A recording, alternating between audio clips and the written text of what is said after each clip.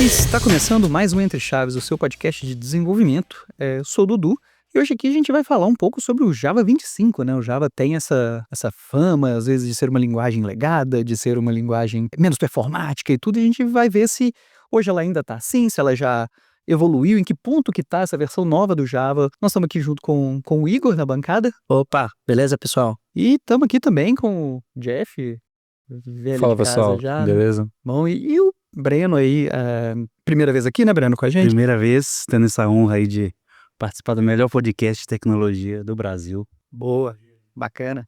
Eu acho que hoje é meio difícil, né? A gente tem muita gente que usa Java já, né? Tipo assim, a gente estava até vendo antes aqui, né? 90% das empresas da Fortune 500 usam Java como linguagem, até mais de 60% com Java 21, mas e para quem não conhece um pouco o Java, Breno, como é que funciona o Java? A gente sempre tem aquela questão da linguagem compilada, interpretada e tudo. O Java ele é mais uma linguagem que é interpretada, né, hoje, né? Como é que é essa questão aí da JVM? Isso, hoje o Java trabalha com a JVM ali, né? Que tem o papel de traduzir o código Java para bytes ali, né?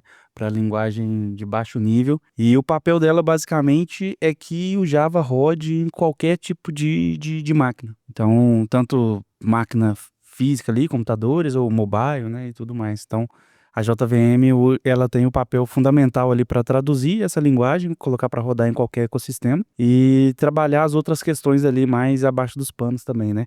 Coisa de performance, coleta de cache, lixo e tudo mais. E acho que até por isso, né, ela sempre teve essa má fama, né, de ser uma linguagem lenta, porque tinha que pegar o bytecode, né, para poder gerar a linguagem, mas acho que hoje a gente tem algumas iniciativas no Java que tem melhorado bastante isso, né. A gente vê alguns projetos como o Loom, né, que vem trazendo algumas funcionalidades novas de melhoria de performance, V-threads, essas coisas, né, que acho que conseguem ajudar nessa parte de interpretação, não necessariamente de interpretação, mas muito mais falando da execução do código Java, né. A vida do Java ou de qualquer javeiro mudou depois que o projeto Loom foi incorporado dentro do ecossistema Java, né? Como o Breno falou, o Java ele é multiplataformas, ele funciona para web, mobile e etc. Hoje ele vem perdendo espaço para o Kotlin, né, no mobile, mas ele vem trabalhando bastante com isso.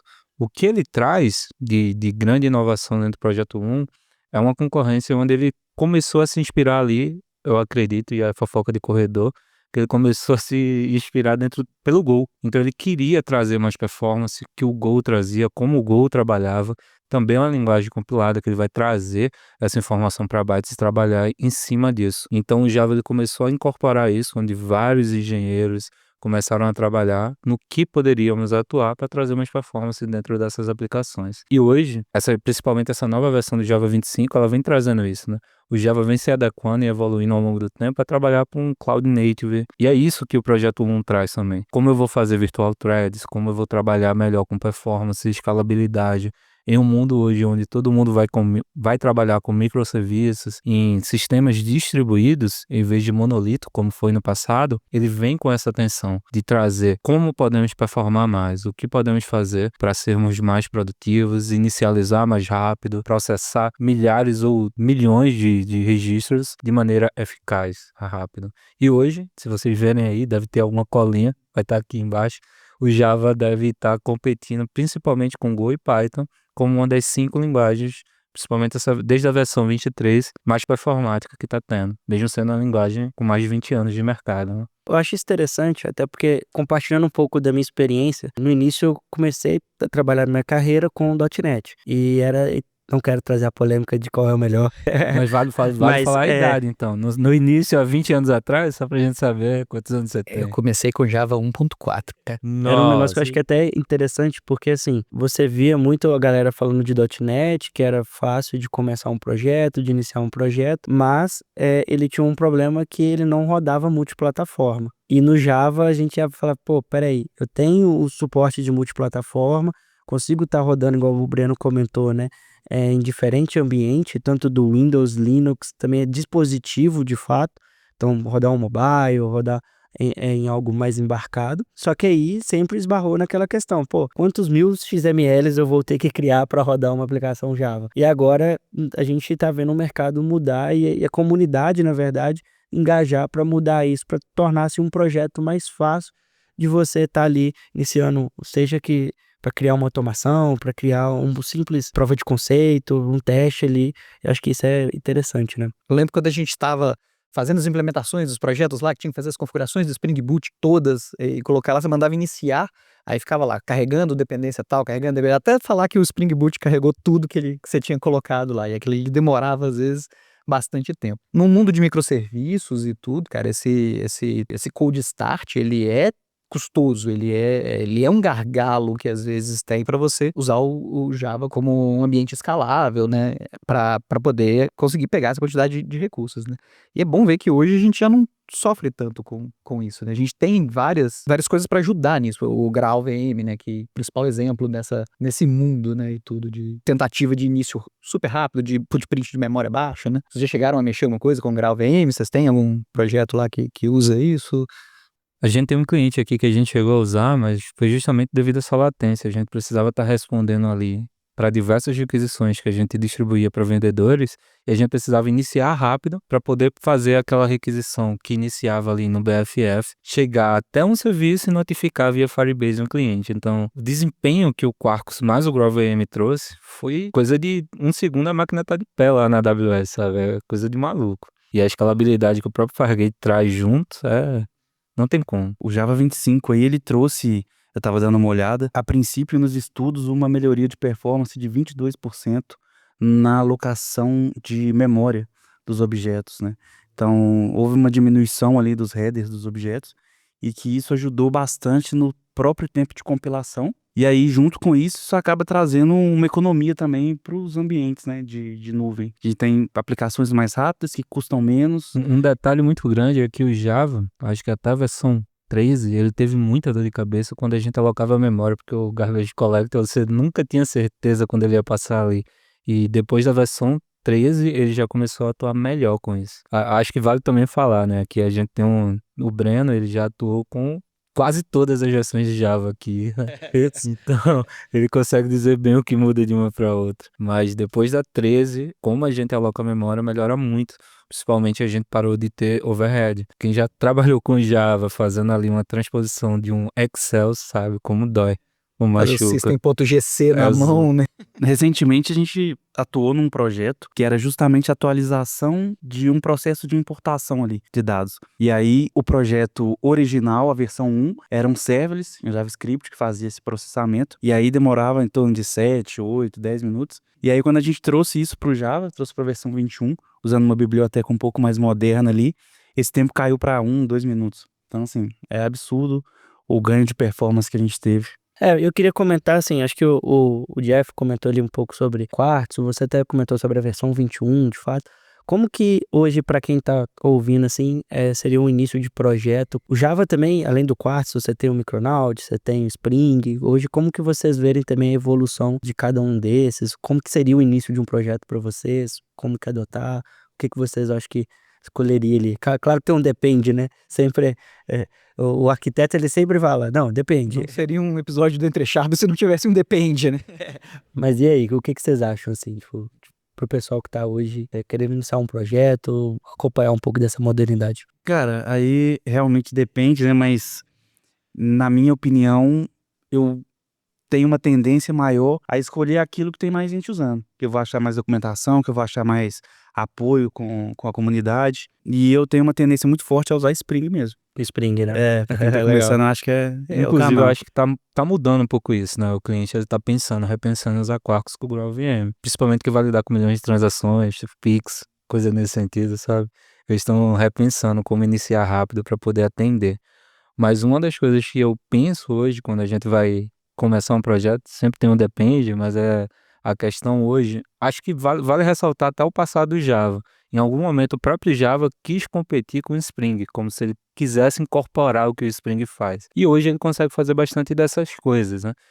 Eu não tenho mais a dor de cabeça de importação de tanta biblioteca de maneira manual, coisa e tal. Eu consigo iniciar um projeto e usar ele bem de forma nativa sem estar com os frameworks auxiliares. Só que a gente entende também que a comunidade, quando ela começou a evoluir com Spring, com Micronaut, eles nasceram com um propósito e como um propósito é bem definido, eles mandam melhor nisso. Sempre vai ser um depende, mas hoje, para aplicações escaláveis, web, que eu não tenho uma dor de cabeça, e pensando em MVP ou POC, eu não começaria com Micronaut, com Raw VM, dependendo da dor de cabeça que o cliente vai ter. Eu começaria com Spring mesmo, vendo como atende, e depois eu traria isso como melhoria. Porque acaba que eu pego um ecossistema, pessoas que são formadas com Java, já trabalham há mais de 10 anos, usam Spring, eles vão saber sair melhor nesse contexto, mesmo que o Java esteja atualizado. E caso a versão do Java, por exemplo, 25 com Spring não esteja atendendo, aí sim eu traria, olha, deixa eu experimentar outro framework. E eu traria medindo o ganho que isso traria, mesmo a comunidade dizendo que já existe. E a gente sabe que existe, mas eu traria melhorias sequenciais.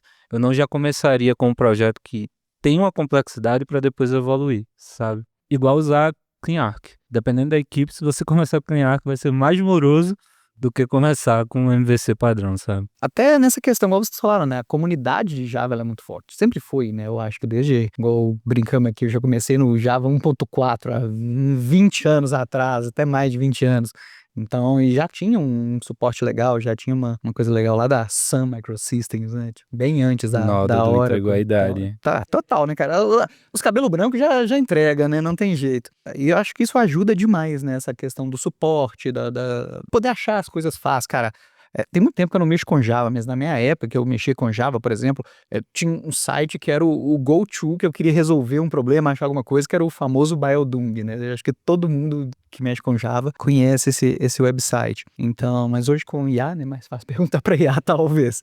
Mas eu acho que isso ajuda muito, né? Até nessa questão de como começar, de quando começar. O fato de ter um suporte grande, um suporte legal, eu acho que isso ajuda muito, né? Pra gente poder ter um projeto novo. E até nisso, uma das dores de se começar um projeto novo em Java e tudo era a verbosidade da linguagem. Quando comecei lá atrás, você tinha que fazer muita coisa, você tinha que botar uma classe de todo tamanho, com public, static, void, main, args, não sei o que, tudo exatamente descrito dessa forma, com os XML que você comentou, né, Igor? E hoje a geração de projetos novos em Java está muito menos verbosa, né? Ela é bem mais fácil de você declarar uma classe, de você começar alguma coisa, de você popular Hello World, né? E o Java 25, ele traz muitas melhorias nesse sentido, né? Ele traz muitas coisas para poder ajudar. Eu vejo que é o que a comunidade tem feito para não deixar a linguagem morrer mesmo, né? É até o meme da internet aí, todo mundo fala, pô, prefere, sei lá,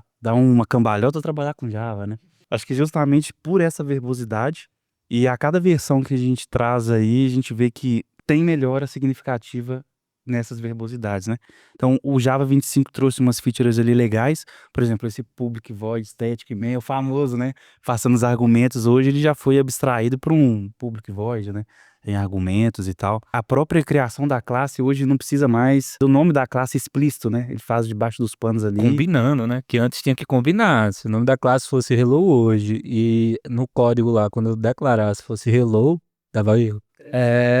Print, né, que é um exemplo básico ali, né? O System Out Print LN também. A galera trouxe essa simplificação aí no Java 25, né? Só pro Print LN. Então, acho que são modernidades que atraem principalmente a galera mais jovem, que tá a fim de aprender uma linguagem. E aí, quando começa a dar uma olhada no Java lá, fala, putz, tá difícil aí. Vou ter que escrever demais, né? E isso é bonito, né? Criado pela comunidade, mantido para a comunidade, devolvendo para a comunidade, que é a simplicidade agora na hora de aprender também, na hora de usar. Exatamente, né? E fica fácil de prototipar, de botar MVP, né? Hoje que a gente fala que esse mundo super rápido das coisas, assim, de poder botar as coisas no ar super rápido, assim, acho que é bem legal, né? Igual você falou, usar só o print, print LN, não precisar de coisa, a gente fica lembrando muito quase como uma linguagem de script mesmo, né? De fazer como se fosse uma linguagem de script mesmo. Depois que ela mudou ali, eu acho que foi na versão 11 para 13 que ela adicionou o VAR, né? Ela já começou a olhar um pouco para esse lado, mas eu não sei se é o caminho que a comunidade quer ir também, né? Mas uma coisa sobre verbosidade que eu acabei notando, acho que o Breno vai passar por isso mais dentro do contexto do cliente que ele tá, é que como eu comecei a codificar um pouco mais novo que o Dudu, menos cabelo branco, como 1.6, a verbosidade era gigante. Com as funções lambda que a gente adquiriu na versão 7 para 8, já simplificou. Mas da 8 para 21, não vejo tanta complexidade, tanta verbosidade. Embora tenha ganhos em simplicidade, mas ela acolhe bem os velhos de casa, sabe? Você consegue codificar por padrão. Chega alguém mais novo que está aprendendo na faculdade e diz: olha, dá para simplificar isso aqui de tal maneira. Assim, nossa, simplificou demais mesmo. Mas a gente vai vivendo essas mudanças também, né?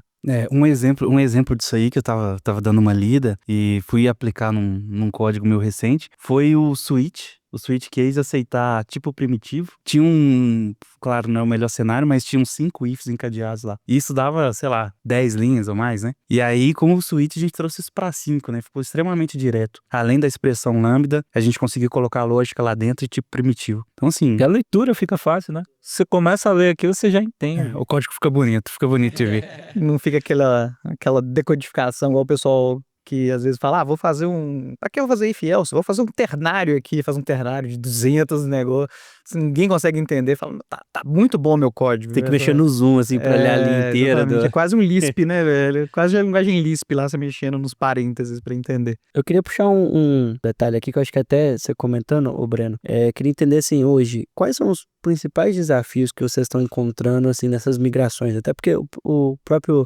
Jeff ele comentou sobre questão de certo nível de versão, teve um pouco mais de estabilidade em alguns recursos, em algumas funcionalidades em si do Java, mas assim, hoje, quais são os principais obstáculos de fato que isso trouxe para vocês assim? Ou foi uma migração tranquila?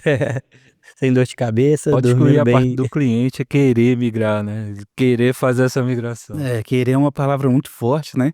Mas às vezes é necessário. Recentemente eu participei de uma migração trazendo um projeto do Java 8 direto para o 21. Não era um projeto muito grande, não tinha muito plugin específico nem nada, mas deu um pouco de dor de cabeça, assim, sabe? A parte de segurança, porque o ecossistema do cliente não estava preparado para lidar com o novo comportamento do JWT, que exigia lá mais caracteres na assinatura, né?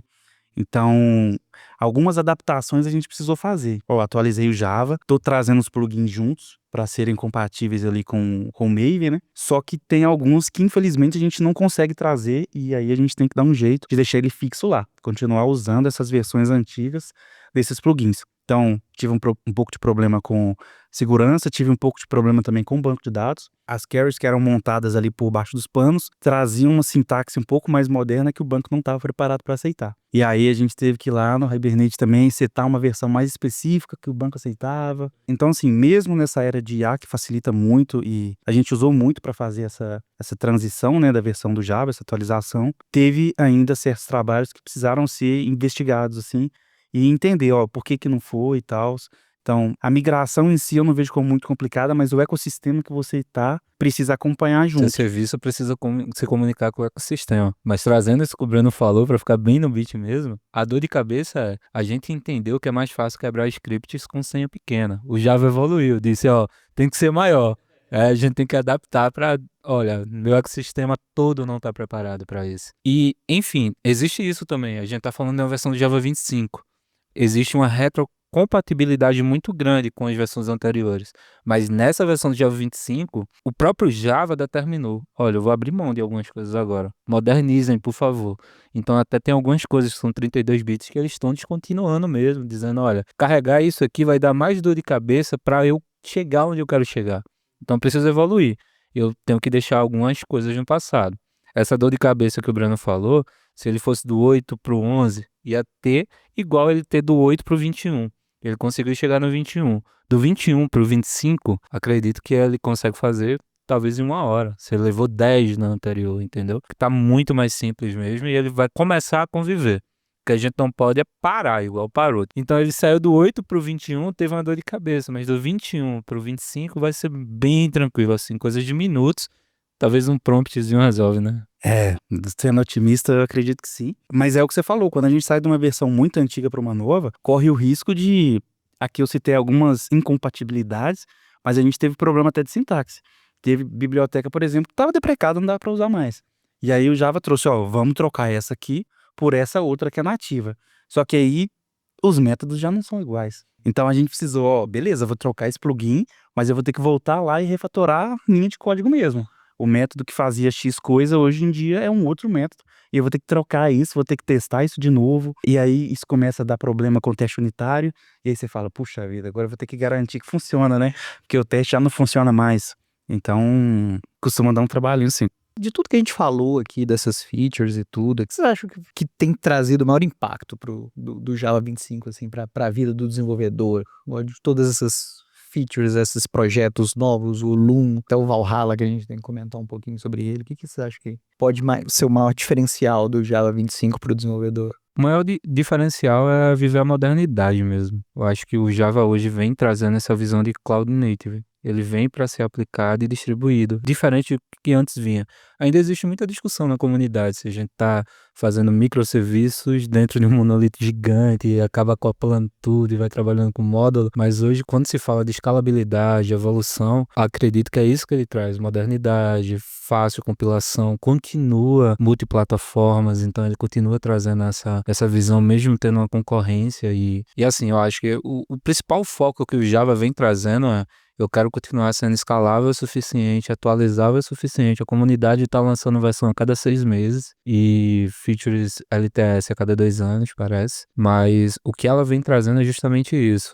Eu estou adepto a fazer mudanças, melhorias de segurança, performance, entendendo as reais necessidades do mercado atual e tentando utilizar isso atualmente. Mesmo que a gente tenha uma aplicação com Java 8 que roda lá há 10 anos, nunca teve problema e agora a gente precisa evoluir. Tem um momento de escalabilidade, né? Acredito fortemente que ele vem trazendo isso. Ele veio ouvindo dizendo, olha, atualmente a gente vai precisar fazer dessa forma.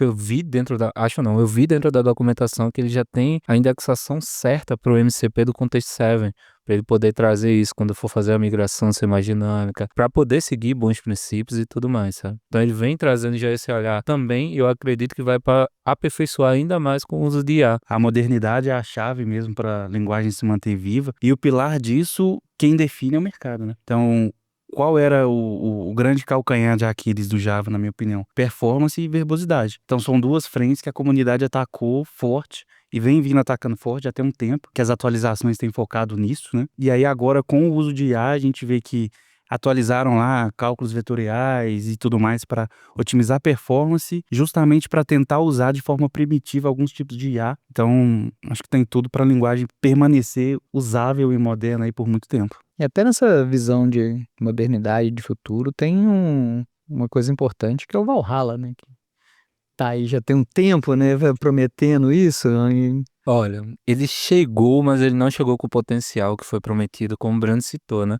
Ele vem trazendo algumas coisas de maneira primitiva que a gente vai utilizando, vai evoluindo, vai sendo mais simples de utilizar, e por baixo dos panos o Java ele continua tentando resolver pra gente, mas no final das contas ele chegou, mas não com aquele hype todo que a gente esperava. A comunidade conseguiu resolver de outras formas, como com Virtual Threads, que hoje eu consigo levantar uma thread em menos de 1 segundo, sabe? E eu consigo multiplicar isso aos milhões em menos de 1 segundo também. Então eu consigo atender. A escalabilidade disso está surpreendente, sabe? Então eu acredito que isso vai acabar atuando junto do projeto Longo Valhalla. Vai ser algo interessante de ver quando, se ainda for relevante no futuro, a gente trazer esse olhar do completão. Será que a gente vai ter que estar lidando diretamente com tipos primitivos? Entra naquilo que eu falei anteriormente, né? Talvez o Java está tentando ser menos verboso, tentando ser tão fortemente tipado, né? Que hoje eu ainda considero o Java uma linguagem fortemente tipada. Quando isso diminuir um pouco, principalmente com essas novas versões, acredito que vai abrir espaço para o projeto crescer. Legal. E você comentando sobre essa questão das vantagens, né, do Virtual Threads, ainda teve algum cenário que vocês falam assim, não, o jeito antigo, digamos assim, foi melhor? Ou é algo que, assim, foi realmente surpreendente mesmo e teve esse ganho? Existem casos que eu já vi, eu nunca presenciei, eu nunca vivenciei, mas existem casos que eu já li depoimentos que o jeito antigo era um pouco melhor, em algumas situações, mas bem específica. Eu nunca tive esse problema. Quando a gente migrou a versão e começou a usar o recurso, ela já escalou de uma maneira que eu não precisei nem me preocupar, sabe? Hoje é bem mais simples, né? Fazer o gerenciamento de threads e escalabilidade e colocar, porque na minha época isso era um parto. Você tem que ficar mexendo com isso. Não tinha nem os features ainda para poder fazer desenvolvimento assíncrono. Fazer sincronização de thread era uma coisa muito complexa, né? Hoje com o vthread acho que é simples, não tem segredo. 2 linhas resolve, você faz a instância, ele já trata quando vai trazer a resposta para você segue a vida de boa. E ali ele mesmo escala os milhões, se necessário.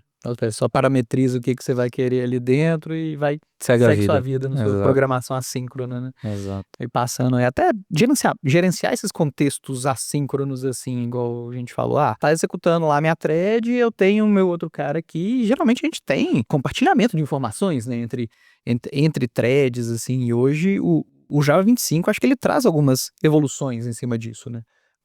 Não sei se é o 25, já foi o 21, que já trouxe umas melhorias pra gente poder fazer esses compartilhamentos de memória entre threads para não dar esses acessos inválidos, ou você ler valores incorretos, ou sujar valores, né? Que, de novo, pra mim era um parto quando eu precisava fazer isso antigamente, né? Era muito complicado ter que ficar ligando com os thread local da vida, né? Acho que hoje isso já não tem tanto. Fico pensando, talvez os jovens vão ter menos cabelo branco que a gente. Porque realmente, hoje a gente não se preocupa mais com isso, por exemplo.